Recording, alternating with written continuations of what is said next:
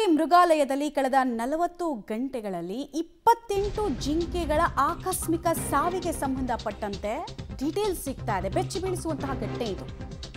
ಕಳೆದ 40 ಗಂಟೆಯಲ್ಲಿ ನೋಡಿ, 40 hours 40 ಗಂಟೆಯಲ್ಲಿ 28 ಕೃಷ್ಣ ಮೃಗಗಳ ಸಾವು, ನಿಗೂಢ ಸಾವು ಅಂತ ಹೇಳಲಾಗ್ತಾ ಇದೆ. ಬೆಳಗಾವಿ ತಾಲೂಕಿನ ಭೂತರಾಮನಟ್ಟಿ ಗ್ರಾಮದಲ್ಲಿರುವಂತಹ ಮೃಗಾಲಯ ನವೆಂಬರ್ 13ನೇ ತಾರೀಕು ಮೊದಲು 8 ಕೃಷ್ಣ ಮೃಗಗಳ ಸಾವಾಗುತ್ತೆ. ಇವತ್ತು ನೋಡಿದ್ರೆ ಬರೋಬ್ಬರಿ 20 ಕೃಷ್ಣ ಮೃಗಗಳ ಮಾರಣ ಹೋಮ ಆಗಿದೆ. ಸಾವಿಗೆ ಇನ್ನೂ ಕೂಡ ಕಾರಣಗಳು ಗೊತ್ತಾಗ್ತಾ ಇಲ್ಲ, ನಿಗೂಢವಾಗಿ ಉಳಿದುಕೊಳ್ತಾ ಇದೆ. ಬಟ್ ಹೆಂಗಿದು ಸಾಧ್ಯ ಆಗತ್ತೆ? ಯಾಕಂದರೆ ಇದು ಆಚೆಯಿಂದ ಯಾರೋ ಬಂದು ಏನಾದರೂ ಮಾಡಿರ್ತಾರೆ ಅಂತ ಹೇಳೋದಕ್ಕೆ ಬರಲ್ಲ. ವಿಷಪ್ರಾಶನ ಏನಾದರೂ ಆಗಿತ್ತಾ? ಇದೊಂದು ಪ್ರಶ್ನೆ ಇದೆ. ಕುಡಿದಂತಹ ನೀರು ಕಂಟ್ಯಾಮಿನೇಟೆಡಾ, ಕರೆಕ್ಟಾಗಿ ಮೇಂಟೈನ್ ಮಾಡಿರಲಿಲ್ವಾ, ಅಥವಾ ಬೇಕು ಅಂತ ಯಾರಾದರೂ ಮಾಡಿದ್ರಾ? ಸಹಜವಾಗಿ ಮೊದಲ ಅನುಮಾನ ಬರೋದು ಮೃಗಾಲಯವನ್ನು ಮೇಂಟೈನ್ ಮಾಡ್ತಿದ್ದವ್ರ ಮೇಲೆ. ನೋಡಿ, ಇನ್ನೊಂದು ಆ್ಯಂಗಲ್ ಅಂದರೆ ಭಯಾನಕ ವೈರಸ್ಗೆ ಬಲಿಯಾದ್ವ ಕೃಷ್ಣ ಮೃಗಗಳು ಅಂತ ಪಬ್ಲಿಕ್ ಟಿವಿಗೆ ಅರಣ್ಯ ಅಧಿಕಾರಿಗಳು ಈ ಕುರಿತಂತೆ ಮಾಹಿತಿ ಕೊಟ್ಟಿದ್ದಾರೆ. ಮಾರಣಾಂತಿಕ ವೈರಸ್ಗೆ ಬಲಿಯಾಗಿರುವಂತಹ ಶಂಕೆ ಇದೆ. ಸ್ಯಾಂಪಲ್ ಸಂಗ್ರಹಿಸಿ ಮೈಸೂರಿನ ಲ್ಯಾಬ್ಗೆ ರವಾನೆ ಮಾಡಲಾಗಿದೆ. ನಾವು ಆರಂಭಿಕ ಹಂತದಲ್ಲಿ ಹೇಳಿದ್ವಲ್ಲ, ಆಚೆ ಕಾಂಟ್ಯಾಕ್ಟು ಇರಲ್ಲ, ಒಳಗಡೆನೆ ಈ ವಾಟರ್ ಕಂಟ್ಯಾಮಿನೇಷನ್ ಆಗಿದ್ರೆ ಬರುತ್ತೆ, ಅಥವಾ ವೈರಸ್ಗಳ ದಾಳಿಗೂ ಒಂದೊಂದ್ಸಲ ಏಕಾಏಕಿ ಹೀಗೆ ಪ್ರಾಣಿಗಳು ಮೃತಪಡೋದು ನಿಶ್ಚಿತ. ಬಟ್ ಫಸ್ಟ್ ಟೈಮೇ ಸಾವಾದಾಗ ಅವ್ರು ಎಚ್ಚೆತ್ಕೊಂಡಿದ್ದಿದ್ರೆ ಉಳಿದ ಸಾವುಗಳನ್ನು ತಪ್ಪಿಸಬಹುದಾಗಿತ್ತಾ, ಚಾನ್ಸಸ್ ಇತ್ತಾ ಅನ್ನೋದು ಪ್ರಶ್ನೆ. ಡೀಟೇಲ್ಸ್ ಕೊಡ್ತಾರೆ ದಿಲೀಪ್. ಈಗ ಅರಣ್ಯಾಧಿಕಾರಿಗಳಿರ್ಬೋದು ಅಥವಾ ಝೂವನ್ನು ಮೇಂಟೈನ್ ಮಾಡ್ತಿರೋರು ಇರಬಹುದು, ಸಹಜವಾಗಿ ಉತ್ತರದಾಯಿತ್ವ ಆಗ್ತಾರೆ. ಯಾಕಂದರೆ ಫಸ್ಟ್ ಸೆಟ್ ಆಫ್ ಕೃಷ್ಣ ಮೃಗಗಳು ಸತ್ತಾಗ್ಲೇ ಅಟ್ಲೀಸ್ಟ್ ಒಂದಷ್ಟು ಮಾಹಿತಿಗಳನ್ನು ಕೊಡೋದು, ಎಚ್ಚೆತ್ಕೊಳ್ಳೋ ಕೆಲಸ ಮಾಡಿದ್ರೆ ಉಳಿದವನ್ನ ಬದುಕಿಸಬಹುದಾಗಿತ್ತು ಅಂತ. ಏನೇನು ಮಾಹಿತಿ ಇದೆ? ಅನುಮಾನಗಳು ಮೂಡಿಸುವಂತಹ ಅಂಶಗಳು ಏನು ಇದರಲ್ಲಿ? ಹೌದು ಮಮತಾ, ಏನಂತಾರೆ 13ನೇ ತಾರೀಕಿನ 8 ಏನು ಮೃಗಗಳು ಸತ್ತೋಗ್ತವೆ, ಅವಾಗ ಏನು ಒಂದು ಸ್ಯಾಂಪಲ್ನ ಟೆಸ್ಟ್ ಮಾಡ್ತಾರೆ, ಲ್ಯಾಬನ್ನು ಕಳಿಸ್ತಾರೆ. ಇದು ಮೃಗಾಲಯ ಏನು ಮೈಸೂರು ಮೃಗಾಲಯಕ್ಕೆ ಹೋಗಿ ಬಂದು ಅದನ್ನು ಟೆಸ್ಟ್ ಆದ ನಂತರ ಇವು ಟ್ರೀಟ್ಮೆಂಟ್ ಮಾಡಬೇಕು ಹಾಗೆ ಅದು ಇಟ್ಕೊಂಡಿರ್ತಾರೆ. ಆದರೆ ದಿನಕ್ಕೆ ಇವತ್ತು ಅಂದರೆ ನಿನ್ನೆ ರಾತ್ರಿ ಹೊತ್ತಿಗೆ ಸುಮಾರು 19 ಸೇರಿರುತ್ತೆ. ಹೀಗಾಗಿ ಟೋಟಲ್ಲು 28 ಏನು ಈ ಕೃಷ್ಣ ಮೃಗಗಳು ಮೃತಪಟ್ಟಿರುವಂಥದ್ದು. ಇಲ್ಲಿ ಏನು ಭಾಳಷ್ಟೊಂದಿಷ್ಟು ಗೊಂದಲದ ವಾತಾವರಣ ಇದೆ ಅಧಿಕಾರಿಗಳ ನಡುವೆ. ಯಾಕಂದರೆ ಏನು ಮಾಡಬೇಕು, ಟ್ರೀಟ್ಮೆಂಟ್ ಏನು ಕೊಡಬೇಕು ಹಾಗೆ ಅಂತೇಳಿ. ಆದರೆ ಈಗ SF ನಾಗರಾಜ್ ಅವ್ರು ಹೇಳ್ತಾರೆ ಅಂತಾರೆ, ಓಡ್ತಾ ಇರ್ತವೆ, ಒಳ್ಳೆ ಮೇವು ತಿನ್ನುತ್ತೆ, ಒಳ್ಳೆ ನೀರು ಕುಡಿಯುತ್ತೆ, ಆದರೆ ಏಕಾಗಿ ಓಡ್ತಾ ಕೆಳಗಡೆ ಕೂತ್ಕೊಂಡು ಅಲ್ಲೇ ಸತ್ತು ಹೋಗ್ತಾ ಇದ್ದಾವೆ ಹಾಗೆ ಅಂತ ಹೇಳ್ತಾರೆ ಅಂತ. ಹೀಗಾಗಿ ಇಲ್ಲಿ ಯಾವ ವೈರಸ್ ಅಟ್ಯಾಕ್ ಆಗಿರುವಂಥದ್ದು ಮತ್ತು ಈ ಬೇಸಿಗೆಗಾಲದಲ್ಲಿ ಈ ಥರ ವೈರಸ್ ಬರೋದುಂಟಾ, ಹೀಗಾಗಿ ನೀರಿನಲ್ಲಿ ಏನಾದರೂ ಕಲುಷಿತ ಆಗಿದೆಯಾ ಅಥವಾ ಬೇರೆ ಏನು, ಎಲ್ಲವೂ ಕೂಡ ತನಿಖೆ ಆಗಬೇಕಾಗಿರುವಂಥದ್ದು. ಮತ್ತು ಮೈಸೂರಿಂದ ವಿಶೇಷ ತಂಡ ಈಗಾಗಲೇ ಬೆಳಗಾವಿ ಕಡೆ ಬರ್ತಾ ಇರುವಂಥದ್ದು. ನಾವು ಬೆಳಗ್ಗೆ DF ಅವರನ್ನು ಮಾತಾಡಿಸಿದಾಗ ಕೂಡ ಹೇಳಿದ್ರು, ಏನಂತಂದರೆ ಇದು ಯಾಕೆ ಆಗ್ತಾ ಇದೆ, ಯಾವ ವೈರಸ್ ಅಟ್ಯಾಕ್ ಆಗಿರುವಂಥದ್ದು, ಯಾವ ರೋಗಾಣುಗಳು ಇದಕ್ಕೆ ಅಟ್ಯಾಕ್ ಆಗಿರುವಂಥದ್ದನ್ನ ಚೆಕ್ ಮಾಡ್ತಾಯಿದೆ. ಮತ್ತು ಇನ್ನೊಂದು ಏನಂತಾರೆ, ಬೇರೆ ಪ್ರಾಣಿಗಳು ಬರುವ ಏನೋ ಸಾಧ್ಯತೆ ಇದೆ ಅಂತ ಕೇಳಿದಾಗ ಇಲ್ಲ, ಈ ಪ್ರಾಣಿಗಳಲ್ಲಿ ಮಾತ್ರ ಕಂಡು ಬರುವಂಥದ್ದು, ಬೇರೆ ಯಾವುದೇ ಪ್ರಾಣಿಗಳು ಈ ಥರ ಯಾವುದೇ ವೈರಸ್ ಕೂಡ ಕಂಡು ಬಂದಿಲ್ಲ ಅಂತ ಹೇಳ್ತಾ ಇರುವಂಥದ್ದು ಮಮತಾ.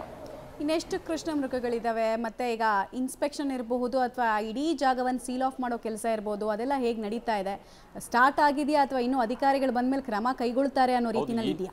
ಈಗ ನಾವು ಸದ್ಯ ಏನಂತಾರೆ, ಏನು ರಾಣಿ ಚೆನ್ನಮ್ಮ ಮೃಗಾಲಯದಿದ್ವಿ, ಈಗಾಗಲೇ ತಾವು ನೋಡ್ಬೋದು ಒಂದಿಷ್ಟು ವೈದ್ಯರ ತಂಡ ಬಂದಿರುವಂಥದ್ದು. ಮತ್ತು ಈಗಾಗಲೇ ಅವರನ್ನು PM ಏನು ಮಾಡಬೇಕು, ಪೋಸ್ಟ್ ಮಾರ್ಟಮ್ ಮಾಡ್ತಾರಂತ ಮಾಡಿ ಇಲ್ಲೇ ಚೆಕ್ ಮಾಡ್ತಾ ಇದ್ವಿ. ಜೊತೆಗೆ ಏನಂತಂದರೆ ಆ ಎಲ್ಲ ಏರಿಯಾನ ಸೀಲ್ ಮಾಡಿದ್ದಾರೆ, ಬೇರೆ ಯಾರಲ್ಲಿ ಹೋಗೋದಿಲ್ಲ. ಯಾಕಂದ್ರೆ ಭಾಳಷ್ಟು ಜನ ತಾವು ನೋಡ್ಬೋದು, ಮಕ್ಕಳು ಎಲ್ಲ ಸೇರಿ ಭಾಳಷ್ಟು ಜನ ಈ ಒಂದು ಮೃಗಾಲಯಕ್ಕೆ ಭೇಟಿ ಕೊಡ್ತಾ ಇದ್ದಾರೆ. ಹೀಗಾಗಿ ಆ ಕಡೆ ಯಾರೂ ಹೋಗಬಾರ್ದು ಹಾಗೆ ಅಂತ ಒಂದು ಕಟ್ಟಪ್ಪಣೆಯನ್ನು ಮಾಡಿ ಅಲ್ಲಿ ಏರಿಯಾನ ಸೀಲ್ ಮಾಡಿದ್ದಾರೆ. ಮತ್ತು ಬೇರೆ ಶಾಂಪಲ್ಗಳನ್ನು ಕಲೆಕ್ಟ್ ಮಾಡ್ತಾ ಇದ್ದಾರೆ. ಮತ್ತು ಈಗಾಗಲೇ ಏನು ಬೆಂಗಳೂರಲ್ಲಿ ಮೀಟಿಂಗ್ ಹೋದಂಥ DF ಅವರು ತಕ್ಷಣ ಹೊರಗಡೆ ಬಂದು ಬೆಳಗಾವಿಗೆ ಬರ್ತಾ ಇದ್ದೀನಿ ಅಂತ ಕೂಡ ಹೇಳಿರುವಂಥದ್ದು ಮಮತಾ. ಹೀಗಾಗಿ ಇನ್ನೂ ಸಂಜೆವರೆಗೆ ತನಿಖೆ ಆರಂಭ ಆಗಬೇಕು. ಮತ್ತು ಇವೆಲ್ಲವನ್ನು ಬೇರೆ ಹೊರಗಡೆ ಇಟ್ಟು ಅವೆಲ್ಲವನ್ನು ಬೇರೆ ಕಡೆ ಸೆಕ್ಯೂರ್ ಮಾಡಿ ಒಂದು PM ಅನ್ನು ಮಾಡ್ತಾ ಇರುವಂಥದ್ದು ಮಮತಾ.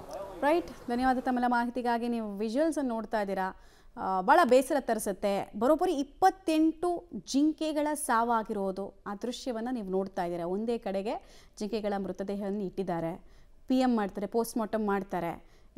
ಎಲ್ಲದಕ್ಕೂ ಕೂಡ ಒಂದೇ ವೈರಸ್ ಅಟ್ಯಾಕ್ ಆಗಿದೆಯಾ ಅಂತ. ಆಮೇಲೆ ಸಹಜವಾಗಿ ಈ ಥರ ಮಾರಣ ಹೋಮ ಆದಾಗ ವಿಷಪ್ರಾಶನದ ಲೆಕ್ಕಾಚಾರವನ್ನು ತೆಗೆದುಹಾಕೊಳ್ಳೋದಕ್ಕೆ ಆಗಲ್ಲ. ಆರಂಭಿಕದಲ್ಲಿ ವೈರಸ್ ಅಟ್ಯಾಕ್ ಅಂದರೂ ಕೂಡ ಆಮೇಲೆ ಬೇರೆ ಆ್ಯಂಗಲ್ಗಳು ಬರುತ್ತೆ.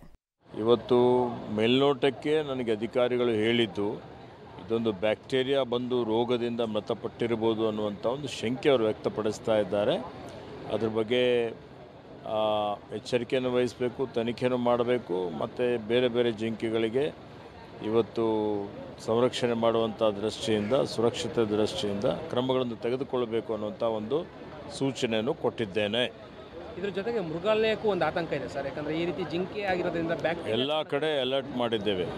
ಇವೇನು ಬ್ಯಾಕ್ಟೀರಿಯಾ ಪ್ರಾಬ್ಲಮ್ ಇದೆ ಅಥವಾ ಏನು ರೋಗ ಬಂದಿದೆ ಅದು ಕಂಡುಹಿಡಿಬೇಕು, ಕಂಡುಹಿಡಿದು ಅದಕ್ಕೆ ಚಿಕಿತ್ಸೆನೂ ಕೊಡಬೇಕು ಮತ್ತು ಯಾಕೆ ಬಂದಿದೆ ಅಂತೂ ಪತ್ತೆ ಮಾಡಬೇಕು ಅನ್ನೋಂಥ ಮಾತನ್ನು ಹೇಳಿದ್ದೆ. ಇಷ್ಟು ದಿನ ಅಂತ ಏನಾದರೂ ಇದೆಯಾ ಸರ್? ಇಷ್ಟು ದಿನದಲ್ಲಿ ನೀವು ನಮಗೆ ಇದು ತತ್ಕ್ಷಣವೇ ಮಾಡಬೇಕಾಗತ್ತೆ, ಆದಷ್ಟು ಬೇಗ ಮಾಡ್ತಾರೆ. ಅರಣ್ಯ ಸಚಿವರು ನೋಡಿದ್ರೆ ಹೇಳ್ತಾ ಇದ್ದಾರೆ ಬ್ಯಾಕ್ಟೀರಿಯಾ ಅಂತ. ಇಲ್ಲಿ ನಮಗೆ ಸ್ಥಳೀಯವಾಗಿ ಸಿಗ್ತಾ ಇರೋ ಮಾಹಿತಿ ನೋಡಿದ್ರೆ ವೈರಸ್ ಅಂತ. ವೀಕ್ಷಕರೇ, ಗೊಂದಲಕ್ಕೊಳಗಾಗಬೇಡಿ, ವೈರಸ್ ಬೇರೆ ಬ್ಯಾಕ್ಟೀರಿಯಾ ಬೇರೆ. ಸೊ ಯಾರು ಕರೆಕ್ಟ್ ಇನ್ಫಾರ್ಮೇಷನ್ ಕೊಡ್ತಿದ್ದಾರೆ ಅನ್ನೋದು ಸ್ವಲ್ಪ ಹೊತ್ತಲ್ಲಿ ನಮಗೆ ಮಾಹಿತಿ ಸಿಗುತ್ತೆ. ಬಟ್ ಏನೇ ಆಗಲಿ, 28 ಕೃಷ್ಣ ಮೃಗಗಳ ಸಾವು ಕಳೆದ 40 ಗಂಟೆಯಲ್ಲಾಗಿರೋದು ಬೆಚ್ಚಿ ಬೀಳಿಸೋ ರೀತಿ ಇದೆ. ಇಂಥ ಘಟನೆಗಳಾದಾಗ ಸ್ಥಳವನ್ನು ಸೀಲ್ ಮಾಡ್ತಾರೆ ಮತ್ತು ಕಂಟ್ಯಾಮಿನೇಷನ್ ಆಗಿರೋ ಪ್ರದೇಶವನ್ನು ಐಡೆಂಟಿಫೈ ಮಾಡಬೇಕಾಗತ್ತೆ. ವೈರಸ್ಗಳು ಒಂದೇ ಜಾಗದಲ್ಲಿ ಹುಟ್ಟಿರುತ್ತೆ ಅಂತ ಹೇಳೋಕ್ಕಾಗಲ್ಲ, ಒಂದಿಷ್ಟು ರೇಡಿಯಸ್ ಅಂತ ಹೇಳ್ತಾರೆ. ಸೊ ಅಲ್ಲಿ ಹೇಗೆ ಮುಂಜಾಗ್ರತಾ ಕ್ರಮಗಳನ್ನು ಕೈಗೊಳ್ತಾರೆ ನೋಡಬೇಕು. ಮತ್ತು ಇದು ಆಚೆಯಿಂದ ಕಾಂಟ್ಯಾಕ್ಟ್ ಆಗಿರುವ ವೈರಸ್ ಅನ್ನೋದು ಇಂಪಾರ್ಟೆಂಟ್ ಆಗುತ್ತೆ. ಆಮೇಲೆ ಬೇರೆ ಬೇರೆ ಪ್ರಾಣಿಗಳಿಗೂ ಕೂಡ ಇದು ಇನ್ಫೆಕ್ಟ್ ಮಾಡಿದೆಯಾ, ಎಷ್ಟು ಪರ್ಸೆಂಟೇಜ್ ದೇಹದ ಅಂಗಾಂಗಗಳು ಎಫೆಕ್ಟ್ ಆಗುತ್ತೆ, ಇದರಿಂದ ಎಲ್ಲ ಮಾಹಿತಿಗಳು ಸಿಗಬೇಕಾಗಿದೆ. ಈ ರೀತಿ ಸಾಮೂಹಿಕವಾಗಿ ಜಿಂಕೆಗಳ ಮಾರಣಹೋಮ ಆಗಿರೋದು ಮಾತ್ರ ಅತ್ಯಂತ ದುರ್ದೈವಕರ ವಿಚಾರ. ಬೆಳಗಾವಿ ಮೃಗಾಲಯದಿಂದ ಕಂಡು ಬರ್ತಾ ಇರುವಂತಹ ದೃಶ್ಯ ಇದು. ಆಮೇಲೆ ಇದು ಯಾವ ವೈರಸ್ ಅನ್ನೋದನ್ನು ಸ್ಪಷ್ಟಪಡಿಸಬೇಕಾಗತ್ತೆ.